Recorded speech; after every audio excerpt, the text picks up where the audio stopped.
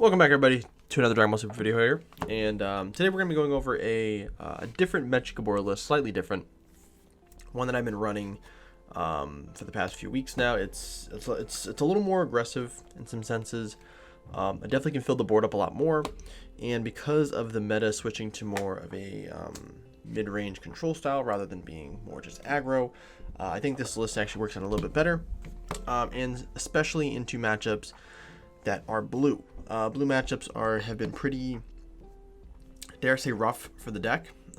Just everything with God Sealing and the Bojack engine, it's really difficult to get around some stuff. So this list, I think, does a pretty good job. Hopefully you guys agree. And make sure you guys like and subscribe. As always, hit the bell for notifications. I will also have a link down below for my TCG player. I forgot I've never actually plugged my TCG, where I sell all the cards that I don't have anymore. So yeah, it's just an unshameless plug on my channel, you know. So leader, you when you attack, you get to search for two Dragon Balls, two Dark Dragon Balls from the deck and or the life. Then you shuffle whichever you look through. Obviously, the idea is to not have any Dragon Balls in the life. And the deck that we are running is going to be 50, I think it's 54 cards, which I think is a pretty good area. I think if you run 50, I think you're just risking having too many Dragon Balls in the life. Having a few extra cards, especially in this deck where we can almost deck out almost every game, actually ends up being pretty good. So you awaken once you have 7 balls in the dragon, 7 Dragon Balls in the drop. You are restand 1, draw 1, and then you warp a battle card from the drop, which is very, very important. A lot of people forget that. A lot of times I will actually hold my awaken until my opponent's turn. That way, if they're trying to, sometimes I've played against like Soul Striker. They'll put an ape in the drop area. That's the only battle card they have. I can awaken, and then that ape goes to the warp, so then they lose their draw ability. Just some minor things like that. You want to try to awaken once you have all 7 Dragon Balls in the drop. What I mean by that is not the same turn. So if you swing and you take the last 2 Dragon Balls, if you have the ability to play defense without awakening, I would do it. That way on your next turn you have the ability to actually use that energy, and then you can restand it, and then you have an extra swing for draw. Now on this side, so before you swing, you draw, and then you can bottom deck a card to either take one of your opponent's battle cards, make it a skillless, and gain control over it for the game, or you give your leader 7, you remove all 7 Dragon Balls and you give your leader triple attack for the turn, which ends up being one of your game finishers. So what we have there, and we'll go over what the deck is. I'll go through some of the fast stuff already because this is like my 3rd video making Mechikabura videos, so a lot of stuff we probably already know already. So balls 4 and 3. This is your you can warp away 1 drops as well as just giving 5k. This is your main one here. You grab this, use this to basically pitch 2, draw 2. You generally want to pitch one of these and one of these, and then this card also pitches a card from your opponent's drop area to the warp. So very, very good card. You're generally looking for your drop you're looking through your life in your deck for these 2, not necessarily these guys. But you do want to try to start your game with 1 in your hand. Just make sure awakening almost guaranteed turn 2 every game. So for the self awakeners, 4 and 4. That's the split for this particular version of the deck. We're not running the 4-drop Shroom, although I do think it's an okay card. This card ripping cards from your hand, making them draw, and then this card also being your draw engine, and then this card warping off the board and warping from hand, and then having a blocker for defense. So this is kind of what we're looking for. At least one of these going into generally turn 2, we're going to play 1. I am also running the skillless package. So we're running 4 salsa. It doesn't really matter, you can run either shroom or salsa, but I just have 4 foil shrooms or salsas, so I wanted to run the salsas. Also running 2 chain tag gravies. This guy you can combo whenever you combo with a demon clan. You get to draw a card on your turn, and when this card is removed from the board, you get to warp a battle card from your opponent's board. Comes up a lot, but these are just targets that you can pitch off of your ball, and we wanted to get these in the drop area. For this card here, the 5-drop allows you to, when this card comes out for 1, if you bounce a black battle card, a skillless battle card, between 2 and 3 back to your hand, place out for 1, and then when you swing with this guy, you warp a battle card from your opponent's drop. Then if your opponent doesn't have any battle cards in play in the drop, then you can play out a 2-drop or less from your drop. So you can play these guys out.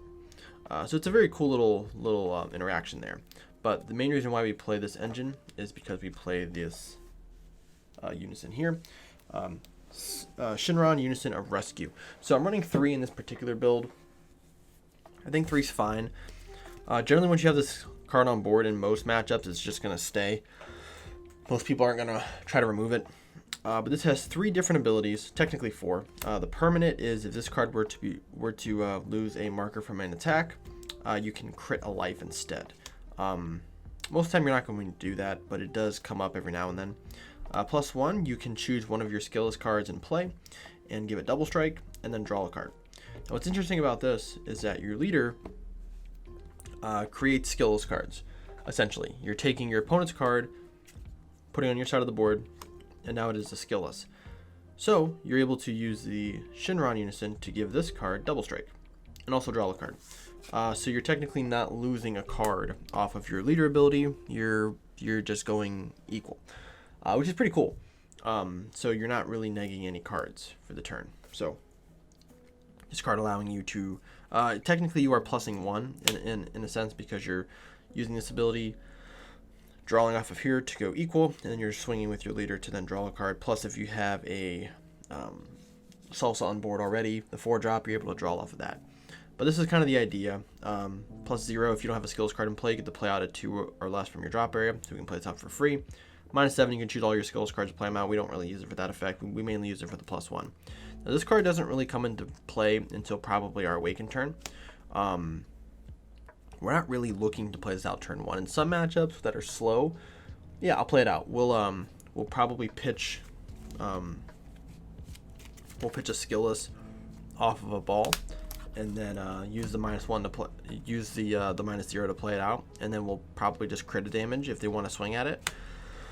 But then once we have this on board, then we can swing with this guy here, bounce it back with this guy, then use a ball, put this back in the drop area, swing with this guy, bring this guy back out,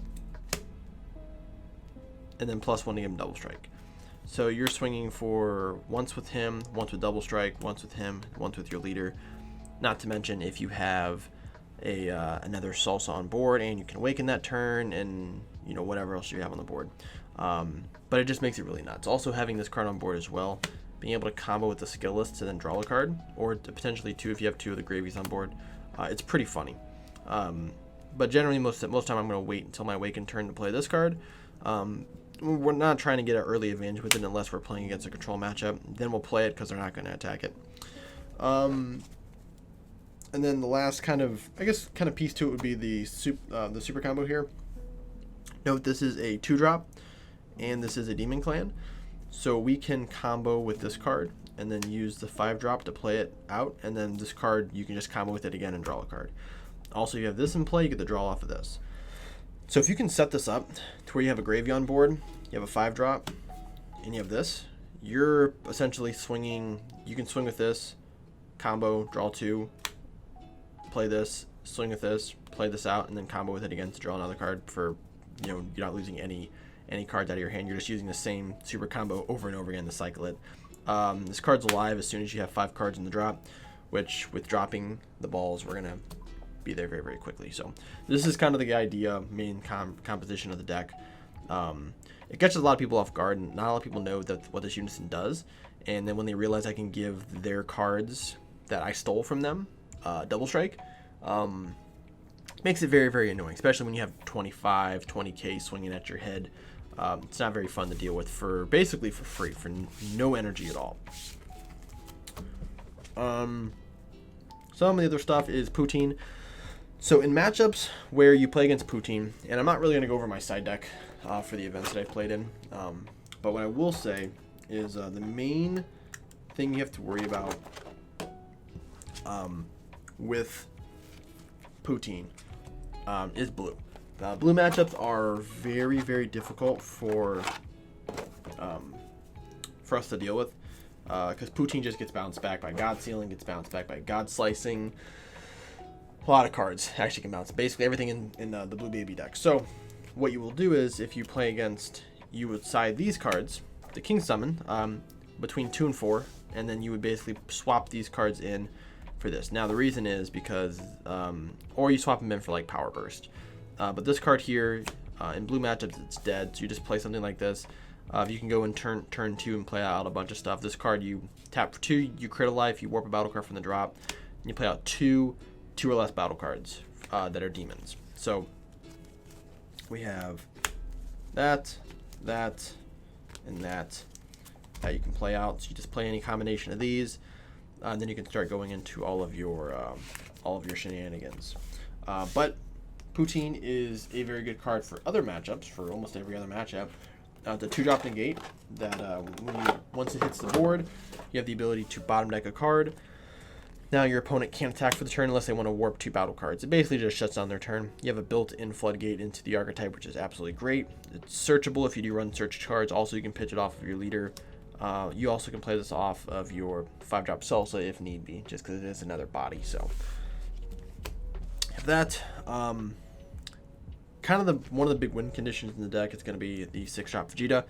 Comes in for 2 if you have 3 more energy, or if your opponent has 3 more cards in the warp. 19k double strike barrier unique. When the card comes into play, you warp a card from your opponent's hand or warp a battle card on board. Obviously, we're going to go for the hand. Swings double strike, and then if your opponent attacks your leader when this card's in rest mode, they have to warp a card. So it's not as bad as people think it is, because people will just kind of avoid this card for some reason. Instead of just swinging into it, and that's how you beat it. You just swing into it, but some people just don't want to do that for some reason. So I don't know why.